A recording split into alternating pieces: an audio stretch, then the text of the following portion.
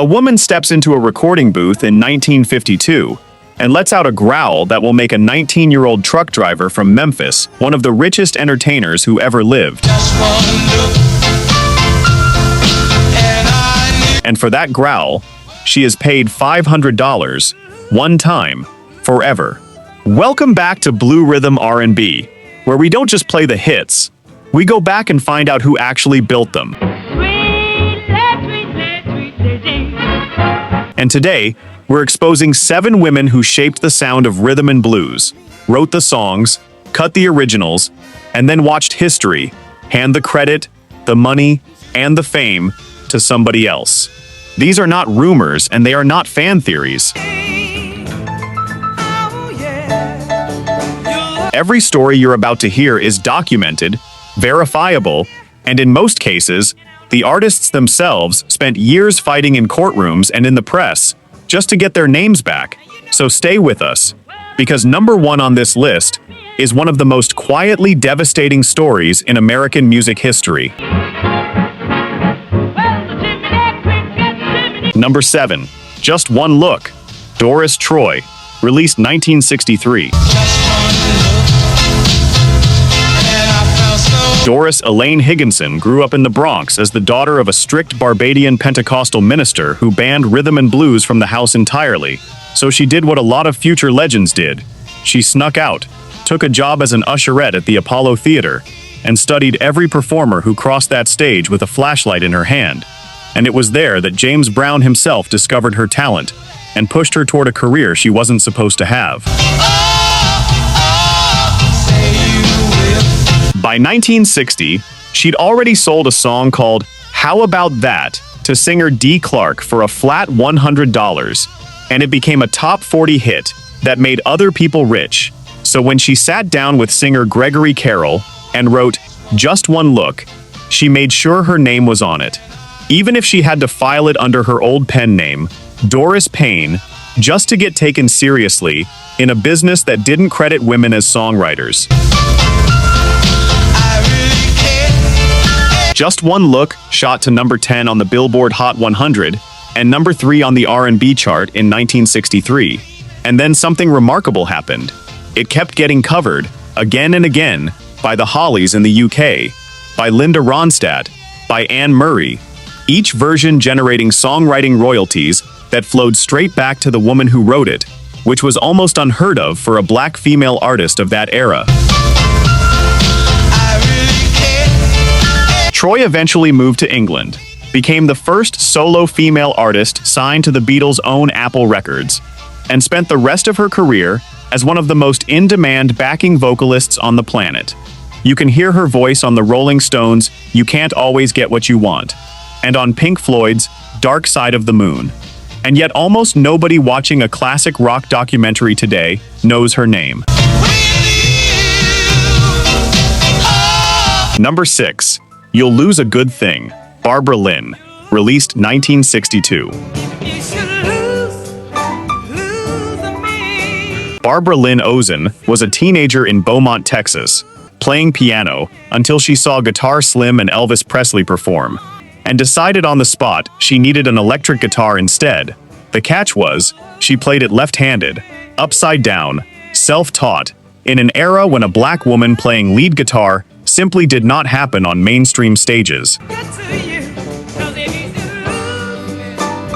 She formed her own all-girl band, Bobby Lynn and Her Idols, working juke joints around East Texas, until producer Huey Moe brought her to Cosimo Matassa's legendary J&M studio in New Orleans, where a young session musician named Mac Rebennack, years before the world knew him as Dr. John, sat in on the recording. The song she cut that day wasn't fiction. It was autobiography. It was written about a saxophone player she was dating, nicknamed Stank, who she'd caught running around behind her back, and instead of getting mad, she wrote him into a #1 record. You'll Lose a Good Thing hit #1 on the R&B chart and cracked the pop top 10 in 1962, and it made her one of the very first women in music history to write, sing, and play lead guitar on her own national hit. The Rolling Stones would go on to record her song, Oh Baby We Got a Good Thing Goin', Otis Redding would cover You Left the Water Running, and Aretha Franklin herself would put her own voice on You'll Lose a Good Thing. Three legends borrowing from a Beaumont guitarist most casual fans have never once heard of, even though the Library of Congress eventually recognized her with a National Heritage Fellowship in 2018. Number 5. Strange Things Happening Every Day. Sister Rosetta Tharpe, released 1945. Rosetta Newman was born to cotton-picking parents in Cotton Plant, Arkansas, in 1915, and was performing gospel guitar in church by age 4. A prodigy so advanced that by 1938, she was headlining Carnegie Hall's legendary From Spirituals to Swing concert. Blending sacred lyrics with an electric guitar tone nobody in gospel music had dared to use before. In September of 1944, she walked into a studio with boogie-woogie pianist Sammy Price and recorded Strange Things Happening Every Day, a driving, distorted, electrified gospel number that crossed over onto Billboard's Race Records chart and hit number 2, becoming the first gospel recording in history to break into what we'd now call the R&B Top 10. Listen to that recording next to anything Chuck Berry or Little Richard released a decade later, and the DNA is unmistakable.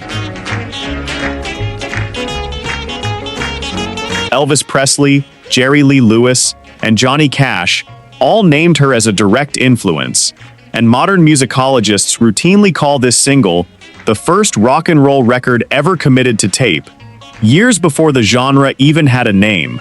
And yet the Rock and Roll Hall of Fame, the very institution built on the sound she pioneered, did not officially recognize Sister Rosetta Tharpe as the godmother of rock and roll until 2018.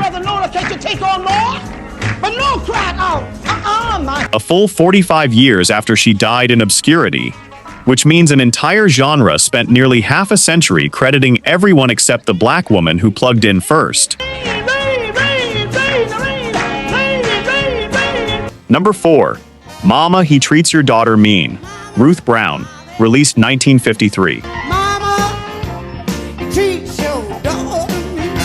Ruth Brown ran away from her Portsmouth, Virginia home at 17, choosing nightclub stages over her father's church choir. And when the fledgling Atlantic Records signed her, her run of #1 hits was so massive and so consistent that singer Clyde McPhatter coined the nickname that would define the label forever. Atlantic became known across the industry as, quote, the house that Ruth built. He Treats Your Daughter Mean dropped in January of 1953 and became her third consecutive #1 R&B hit and her first crossover into the pop charts. And Brown later admitted the song's message about a mistreated woman standing up for herself wasn't just a performance. It mirrored abuse she was living through in her own marriage at the time. By the early 1960s, though, the hits had dried up and so had the money.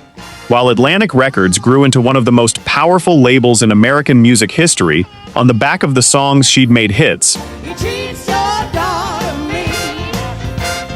Ruth Brown was driving a bus and cleaning houses in Long Island to support her 2 sons, receiving almost nothing in ongoing royalties from the catalog that built the company.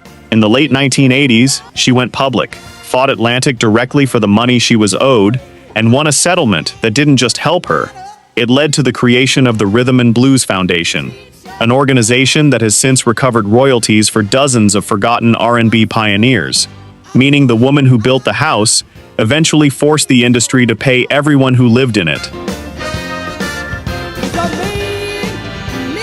Number 3. Tweedly Dee, Laverne Baker, released 1955. Laverne Baker started out performing in Chicago clubs under the stage name Little Miss Sharecropper before signing to Atlantic Records and being handed Tweedly Dee, a song written specifically for her by Winfield Scott, which shot to number 4 on the R&B chart, cracked the pop top 20, and sold over 1 million copies. Then white pop singer Georgia Gibbs walked into a studio, hired the exact same arranger and the exact same musicians Baker had used, and recorded a note-for-note copy of Tweedly Dee for the much larger Mercury Records. Gibbs's version shot straight to number 1, outselling and outcharting the black woman who had originated every note of it just weeks earlier. Baker sued Gibbs and Mercury for $250,000, but the case collapsed because the copyright law of the era protected written sheet music, not recordings or vocal arrangements. So she took the fight to Washington, personally petitioning a Michigan congressman to introduce legislation banning note-for-note cover theft. Congress declined to act, but the public pressure campaign she started made the practice radioactive almost overnight.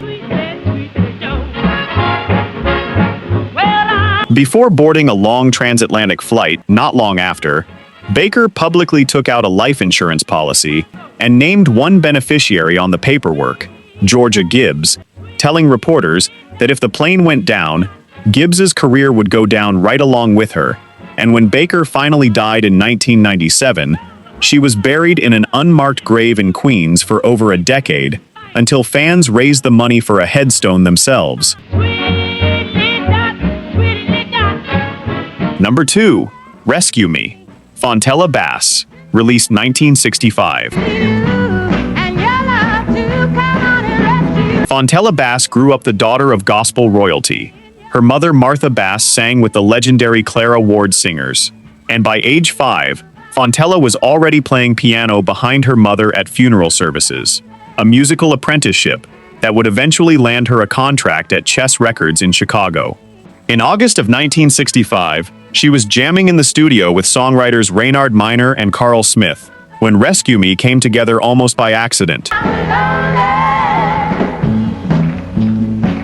Recorded in just 3 takes with a then unknown Chess House drummer named Maurice White, who would go on to found Earth, Wind & Fire, the song exploded to number 1 on the R&B chart for a full month and became Chess Records' biggest hit since Chuck Berry a decade earlier. She had been promised a songwriting credit for her contribution to the lyrics, but when the single hit shelves, her name was nowhere on it.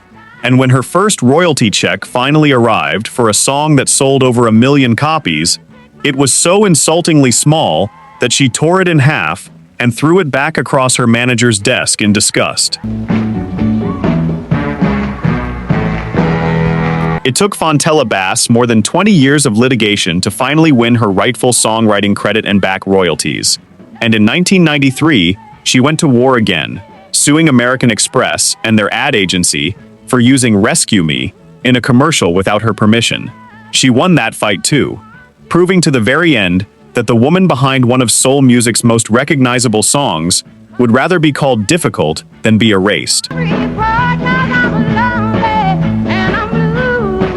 Number 1. Hound Dog, Big Mama Thornton, released 1953.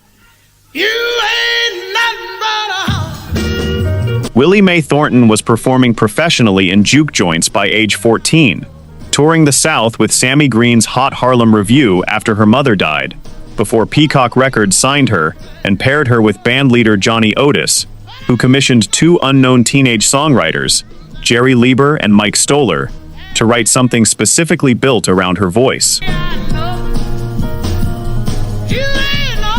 On August 13, 1952, in a Los Angeles studio, she recorded Hound Dog in a single, ferocious take. And when it was released the following year, it spent 7 weeks at number 1 on the Billboard R&B chart and sold over 500,000 copies, making it the biggest hit of her career, for which she was paid a single flat check, reportedly around $500, with no ongoing royalties of any kind. 4 years later, in 1956, a young singer from Memphis named Elvis Presley recorded his own version of Hound Dog, wrote it to number 1 on both the pop and R&B charts for 11 straight weeks, and turned it into one of the best-selling singles in American history. A single song that became a cornerstone of an entertainment empire, now estimated at over $4 billion in lifetime earnings. Money that never found its way back to the woman who created the sound in the first place. Big Mama Thornton kept performing blues and harmonica through the 60s and 70s, sharing stages with Muddy Waters and influencing a young Janis Joplin, but she died in 1984 in a Los Angeles boarding house, in poverty, weighing under 100 pounds. And it wasn't until decades after her death that Hound Dog was finally inducted into the Grammy Hall of Fame in 2013 and the National Recording Registry in 2016, official recognition arriving only once the woman who earned it was no longer alive to receive it. 7 women, 7 songs you already knew, and 7 stories the history books left out. If this hit you the way it hit us putting it together, make sure you're subscribed to Blue Rhythm R&B, because we're bringing you the real, fact-check stories behind the sound every single week. And we're just getting started.